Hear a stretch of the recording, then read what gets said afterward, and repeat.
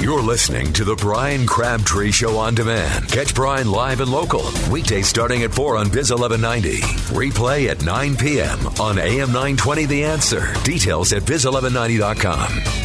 Brian Crabtree. The Brian Crabtree Show. I was big last night. I was so big. So big. Did you see my speech? Everyone's saying I was so presidential because I started talking like this. In a slow, deeper voice. Wasn't I presidential? I was so presidential. I'm going to be so presidential all the time. There's going to be so much presidential, you're going to get sick of me being president.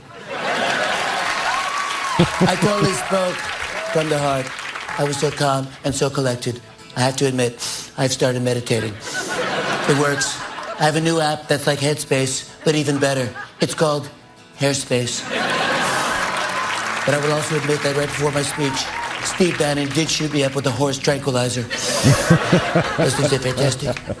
All right, Jimmy Fallon, Tonight Show last night, talking about the Trump speech, which was brilliant by Donald Trump, and the news cycle has, of course, moved on quickly from anything well done by Trump to something they can bash him with, the latest being Jeff Sessions. More of that coming up in a minute. Georgia lawmakers are going to tax you some more. Listen to this. We've got a tax being debated under the Gold Dome very, very cleverly. It's like hard to understand to try to help fund some of the policing that we need, especially down in the southern half of Georgia. We just can't pay folks enough, so we might need to collect that money to do that from some additional tax on Georgians. Then you've got the fact that we have a 6% income tax in this state, top bracket anyway, and we're about to have, as of April, 8.9% sales tax in Metro Atlanta, or in Atlanta city of, and not much less than that outside of the city. They call that to help pay for the transportation. Meanwhile, the government's fat, dumb, and happy, especially in the city of Atlanta, where they're taxing us so much. They're making lots of money down there. Briberies, the latest thing. You've probably heard of that, right? They're not managing the money, so they keep coming to us, and apparently we keep letting it happen. Now they want to tax even more on top of the taxes of Uber and Lyft rides. Now, you may not use Uber and Lyft, but think about this. They want to tack on another 4% state sales tax. The measure cleared a committee this week, expected to reach a vote tomorrow. If Georgia passes this, Uber will have a combined tax in Atlanta near 9% and then 7% across the rest of the state. I am not opposed to the government collecting a lot of taxes. What I'm opposed to is the constant need, as prices go up a lot, that the government costs are going up faster than inflation. So the idea is if there's more consumption or domestic product in the economy, whether it be the Atlanta economy, Georgia economy, national economy, the tax base should go up, right? But that's not what's happening. They keep increasing on our houses, the millage rate, on our transportation, the transportation tax. I don't mind it on hospitality because most of us aren't staying in a hotel in Atlanta. As long as the tourism keeps coming, they'll pay it. Let them pay it. Right? I said we pay it where we go. I don't mind it there. But we've got all of these taxes, all of these overlays, and they keep saying, well, it's only 5 years or it's a 10-year tax. And then all of a sudden, they renew the tax. That's why it's up to 9%. And at some point, some government's got to start, as I call it, sharpening the pencil and cutting the cost. But we're distracted here. You know, one of the problems is that we're so distracted by this constant hoopla. If you're a news person, you watch the news, you want to stay informed, you've got to really be successful in life. We're so distracted by this crap in Washington and this hoopla against Donald Trump, and everything Trump has ever done has been deviant and evil and criminal is what they want to tell us. And it's become, modern day reality TV. That's why some of the ratings of big shows are plummeting, because what people are watching and hearing is this Trump circus. And we're missing what's happening where it really, it not indirectly, but directly affects us. What Trump does indirectly affects us. Now, it may be cumulative in a sense of great effect, but what Trump does or doesn't do is not as impactful as what's happening under that gold dome. And a lot of stuff is happening at state houses, even by Republican control across the country, that they would otherwise be held accountable for because all of us are so focused on the circus that is the Trump administration and, more importantly, the media and their creation of that circus. It was a new bill, Senate Bill 195 here in Georgia. That was a Trumpian bill, the AJC called it. The bill makes one demand. Senate Bill 195 says all companies that accept state tax incentives and all companies awarded state contracts would be required to send an email or two to the Capitol if they shift any jobs out of state, meaning they hire anywhere else, while at the same time reducing their employment rolls here in Georgia. This was put forth by Senator John Albers of Roswell, who's known to be a very conservative guy. He says this is not a punitive bill. It's just communicative. It just says if you're going to take jobs out of the state, we want you to have to tell us about it if you're taking any tax incentives. And then to that, Mike Dugan of Carrollton, Georgia said, quote, you said there's nothing punitive in this action, but that lawmakers will use that information to make a decision in the future. Well, duh. The bill, it's not going to make it. The bill's not going to make it. I don't understand. I do not understand anyone on the right or the left. Well, I shouldn't say it that way. It's all or nothing. I don't understand most of our politicians. I don't understand them. It escapes me how some of the most logical, sensical things that I see that some will propose that get just poo-pooed can be so devastating to so many in places like under the Gold Dome and in the Senate and the House and our federal government. Because the idea that if we're going to give a business state tax incentives, that in return we would like to have jobs. That's why we do it. It's a simple quid pro quo of the legal fashion. You bring jobs, we give incentives. That's almost always the jobs are tied to the incentives. So if we're giving you incentives or we've given you incentives, we want to put a little hook in there. I think it's brilliant. But most of the stuff that makes incredible business, monetary, and job sense, our government officials can't stand. So we may think we've taken back the government in putting Trump there, but we've only taken back the White House. We've still got the Gold Dome, the city of Atlanta, perhaps the governor's office, the Congress of both sides, the Senate and the House. I mean, we haven't taken that stuff back. There's still this prevailing stupidity. It's not ignorance, it's stupidity or crookedness, where they want what they want, not what we the people want. They don't need any more. Because I said this before. I said you no longer have to worry about being honest in politics or trying to be the honest. But you cannot win if you're honest. If you are opposed, which is almost every political race of any meaning, and you tell the truth, you will never get elected. Now, some would say, well, that's what Donald Trump just did. He told the truth. I'm saying you tell the truth about you and your background and everything you've ever been through and every bad thing you've ever done, and you start allowing them to get in on that, you're going to lose. And to a greater degree, I don't know that Trump cheated to win. He did cheat. I think where Trump cheated is he cheated the media out of hundreds of millions of dollars in advertising. That's what he did. He knew how to manipulate the media. Radio, TV, print, online, all of it. I know he cheated there. So that was his cheating. And he did it by basically baiting them in to cover his issues. Remember the time he went out and he was going to talk about, I can't remember even the subject matter. He was going to have this whole meeting about some big controversy. This was a couple of months. It escapes me what it was about, but he called them in to talk about one of the big controversies and to give a press conference asking questions about it.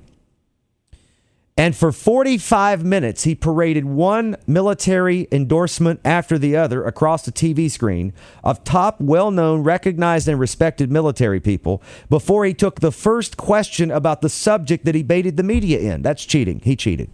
That's what real estate agents do. They tell you one thing, give you something else. He learned that in the real estate business.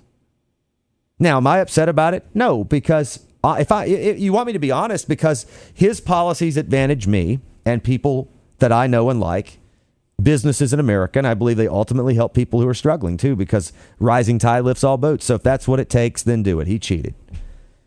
I said earlier, I've been beaten into submission.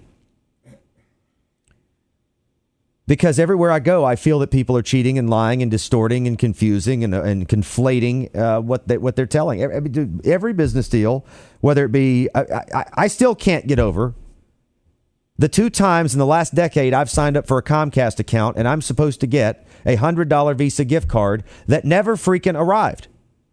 And when you call them and tell, oh yeah, we sent it. Well, where's the tracking number? Well, we don't do tracking. Well, then you don't have any proof you sent it, right? They never sent it. No matter what you're promised, no matter what you're talking about, we live in a very, very obnoxious little world now. And I truly believe it's changed probably sometime around 2004, 2005. There was a shift that began, and I think social media really expedited it, where we moved from being an empathetic country where we tried to understand each other. Even in disagreement, we could still disagree, we could still be at each other, but we at least tried to understand what we were talking about and understand our fellow man. Now, we don't do it anymore. All we do now is try to take advantage of whatever situation is put before us to line our pockets the most, get the most attention, take the most away. It is a complete win-lose mentality, and that is what's penetrated our politics. And so what's happened, and I've said it before, is that Trump figured out how to play a Democrat approach to winning elections with a conservative message. And I think to give some passes to some of the punditry on the right, in especially conservative talk radio, when they looked at Trump, his behavior, his approach was not like anything we've ever seen from a Republican. And the only thing that they could really attach it to was Goldwater.